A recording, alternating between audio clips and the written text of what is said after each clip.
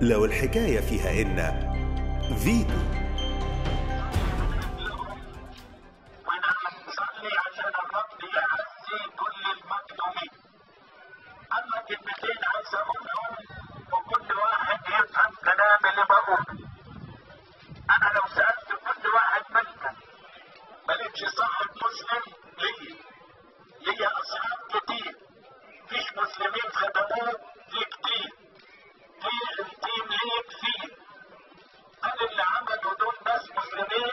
لا، دول ناس عيال مقبولين ما عندهمش آدمية، ما هماش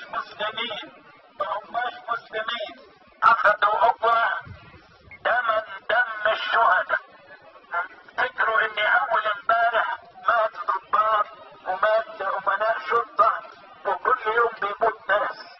الكلام ده حصل جوه الكنيسة وأثناء القداس الإلهي في بركة كبيرة احنا نستقبلها من يد الله بشكر. لكن عايز أقول لكم وأقول للجميع إن دول مأجورين من قوى خارجية كل هدفها تضرب مصر وتكسر مصر.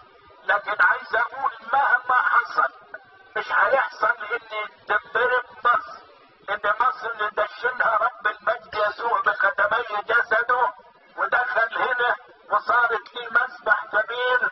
مصر ليها وعد بالبركة وهي الوحيدة على سطح الكرة الأرضية اللي الرب قال مبارك شعب مصر. لكن دي مؤامرات خارجية، أنا ماليش في السياسة ولا ليا هدف والكل يعلم. دي مؤامرات خارجية أن يقوم المسيح ضد المسلم وتبقى هوجة زي ما انتوا عاملين كده. بل بالعكس احنا نروح نصلي ونشكر الله ونحب من المسلمين ونحب مصر. وعايز اقول للجميع ان مهما حصل هتزيد محبتنا للمسلمين وهتزيد محبتنا لوطننا مصر.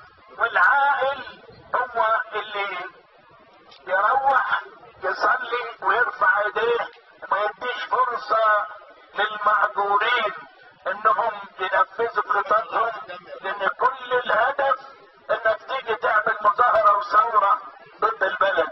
لكن البلد ورئيسها وحكومتها وكل اللي فيها احنا نصلي من اجلهم وربنا يحفظ مصر ويعزي كل المصابين. ربنا يكون معاكم.